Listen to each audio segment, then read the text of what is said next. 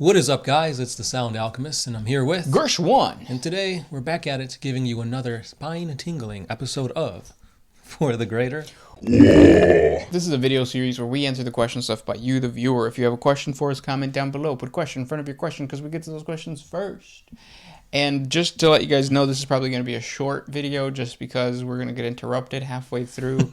I just know it's going to happen. Yeah. The warp tells me things. The heat is on. This question, I lost it. This question comes from, I don't have it anymore. Oh well. We'll just do Ersa Swan. Is there a hierarchy in the Demon's Warp realm? Could you make a 40 facts on it? Yeah, there is. We've talked about this, I think, before. If you check out the, I don't even know what I titled it. It says 40 facts on demons, maybe. Basically, the hierarchy is you have the Chaos God. Below him, you usually have the Primarch, the Demon Primarchs. Below them, you have the Greater Demons. Below them, you have the Lesser demons. Which, yeah, and then that gets broken down into, like, depending on what faction. You have Berserkers, or not Berserkers, what are they called? Bloodletters. And all that stuff. Plague bearers. Demonettes. Mm-hmm. But yeah.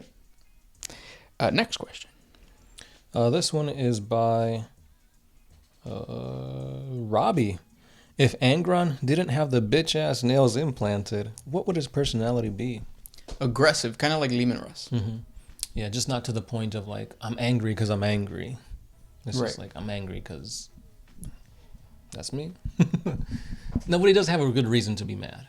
When you look at his lore, his story, he was fighting alongside his gladiatorial brothers, and the Emperor is the one that took him out and made all his friends basically die. Yeah, and it's really stupid because you hear, like, the Emperor meeting Lehman Russ, and he had an entire competition with them. They had a huge buffet. They ate. They hunted. They broke each other's backs. And then you deal with Angron. It's just like teleported him out. It's like, hey, I could come in here and save all your friends and bring you into the Imperial fold with your friends as generals for the World Eaters. Or the Warhounds, as they were called. But nah, he's like, nah, I'm going to treat you like a... And then he ends up killing all of his generals. Yeah, So take that. this isn't a question, but it's kind of funny. It's by D. Shiznit. OMS, then Bridget B. My favorite nightly routine. Same. Mm-hmm. This question comes from Rabin Fanatic. Can a Gretchen ever be a war boss in 40K? And if so, how? Not the Grot Revolution, I mean leading orcs. I was about to say Grot Revolution. Yeah, no. You can maybe twist the lore in a way where you can say that a Gretchen and a Killikans, the Killikans itself is bullying the orcs to do things. You could say that. Yeah, but a Gretchen, just by how it looks, is always going to get, basically assaulted or challenged for the throne, for the title of war boss. And even the dude, God School's... the little mech dude. Yeah, because he has his own rules and he can become a warlord. Even he, though, he's still, like, using the power of the prophet. Yeah.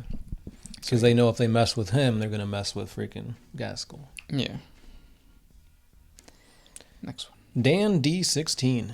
Do orcs have a warp presence similar to humans? And if so, does that mean that the Chaos Gods feed on them, but even on a bigger scale than humans? Not bigger scale. I think it might be the same. Yeah. Because, they don't feel emotions like humans do. Mostly it's just, like, rage and, like, some are a little bit, like, conniving. Right. But not really. But I feel like Korn, if anything, would get most out of it. It does, yep. Mm-hmm. This question comes from Ave Asatru. How large? Amen. How large of an army can you field on the tabletop? That's massive. Up to you. Yeah.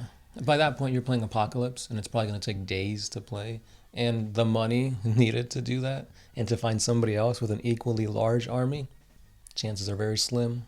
Check out the mini wargaming Apocalypse games. Mm-hmm. It is multiple days, and they have multiple tables. Yeah, it's crazy. I could shoot one Titan from one table to another, and it's literally like you're removing whole squads at a time. Yeah. I don't know if I would like that. I feel like it's just too much setup for like any actual enjoyment. Yeah, because what you're doing is you basically can only attack the people right here or right here, unless, like you said, you have a Titan. Mm-hmm. So yeah. Next question. Escherwood, do you think that mankind could outright best chaos now if they were as advanced as they were during the age of technology? I don't think so. The Yeah, whole neither. chaos versus the Imperium thing, it's just going to be like yin and yang. They're always going to be fighting. One's going to be winning, but the other one's going to be losing, which will be winning later. It's just a wheel of chaos and order that will never stop turning. Yep. Agreed. Mm-hmm. Kind of like my stomach when I haven't eaten anything and I like just chug coffee. It's just churning. But eventually something's going to come out of it. And nobody's going to like that. Right. Next question comes from Bobby Brown. How many gods of chaos could the Emperor be in a 4 versus 1 all or nothing fight? I think the Emperor was in a situation like that, and he just outsmarted the chaos gods. He made a deal, probably. Yeah. And that's the interruption. All right, guys. Well, keep those questions coming. And Hound Dogs, Corn Dogs will sign you guys out. Oh,